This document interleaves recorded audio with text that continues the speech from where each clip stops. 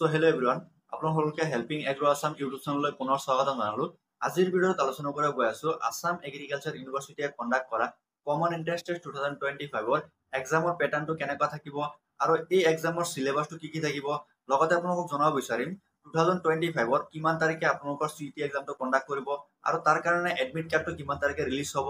লগতে আৰু এটা ইম্পৰ্টেন্ট ইনফৰমেশন দিব বিচাৰিম, এটা নতুন কোৰ্স ইনক্লুড হৈছে BTech and MTech in molecular biology. So তাৰ বিষয়ে আপোনালোকক জনাব চেষ্টা কৰিম। সো আজিৰ ভিডিঅ'টো স্কিপ নকৰাকৈ সম্পূৰ্ণ চাবলৈ চেষ্টা কৰিব আৰু যদি চেনেলটো এতিয়ালৈ সাবস্ক্ৰাইব কৰা নাই চেনেলটো সাবস্ক্ৰাইব কৰি কিনে বেল আইকন দবাই ৰাখিব, কাৰণ আসাম এগ্ৰিকালচাৰ ইউনিভাৰ্চিটিৰ যিকোনো ইনফৰমেশন আমাৰ চেনেলৰ থ্ৰুৰে আপোনালোকে পাই থাকিব। সো বলক আজিৰ ভিডিঅ'টো আমি আৰম্ভ কৰোঁ। সো প্ৰথমতে আপোনালোকক জনাব চেষ্টা কৰিম আসাম এগ্ৰিকালচাৰ ইউনিভাৰ্চিটিয়ে কণ্ডাক্ট কৰা সিটি এক্সামৰ প্যাটাৰ্নটো কেনেকুৱা থাকিব, কি সাবজেক্ট থাকিব, কেইটা কোৱেশ্চন থাকিব আৰু কিমান মাৰ্কস পাব পাৰ কোৱেশ্চনত। সো নেগেটিভ মাৰ্কিং আছে না নাই।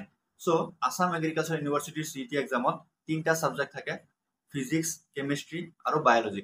সো ফিজিক্সত থাকিব টোটাল 40 কোৱেশ্চন, কেমিস্ট্ৰিত থাকিব টোটাল 40 কোৱেশ্চন আৰু বায়োলজিত থাকিব টোটাল 80 কোৱেশ্চন।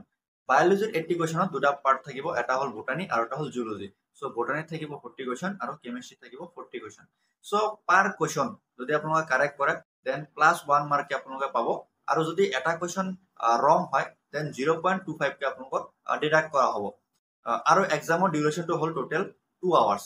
সো 2 আৱাৰ্সত আপোনালোকে 160 কোৱেশ্চন এটেম্প কৰিব লাগিব। সো এতিয়া আপোনালোকক জনাব বিচাৰিম যে এই সিটি এক্সামৰ সিলেবাসটো কি থাকিব। সো সিলেবাসটো হল 11th আৰু 12th পিসিবি, ফিজিক্স, কেমিস্ট্ৰি আৰু বায়োলজি। সো 11th আৰু 12th আপোনালোকে যিমান চেপ্টাৰ কেইটা পঢ়ি আহিছে, সো গোটেই চেপ্টাৰ কেইটাৰ পৰা ফিজিক্স, কেমিস্ট্ৰি আৰু বায়োলজিৰ 160 কোৱেশ্চন দিয়া হ'ব। সো আপোনালোকৰ টোটালি এনসিইআৰটি বেসড কোৱেশ্চন থাকিব। সো আপোনালোকে টোটালি এনসিইআৰটি ফলো কৰিব ফিজিক্স, কেমিস্ট্ৰি আৰু বায়োলজি। আৰু কোনটো সাবজেক্টৰ পৰা কেনেকুৱা ধৰণৰ কোৱেশ্চন আহে, মানে কোন কেইটা টপিকৰ পৰা বেছি কোৱেশ্চন আহে, আপোনালোকৰ নিউমেৰিকেল টাইপ বেছি কোৱেশ্চন আহে না থিওৰি টাইপ বেছি কোৱেশ্চন আহে, সেইটো আমি নেক্সট ভিডিঅ'ত আপোনালোকক জনাব চেষ্টা কৰিম।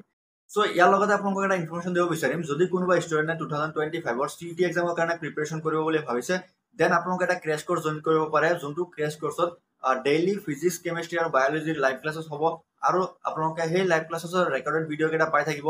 আৰু প্ৰিভিয়াছ ইয়াৰত কেনেকুৱা ধৰণৰ কোৱেশ্চন আহিছিলে 2021, 22, 23, 24ত, সো তেনেকুৱা ধৰণৰ আপোনালোকৰ কোৱেশ্চন প্ৰেক্টিছ কৰোৱা হয় ফিজিক্স, কেমিস্ট্ৰি, বায়োলজিৰ।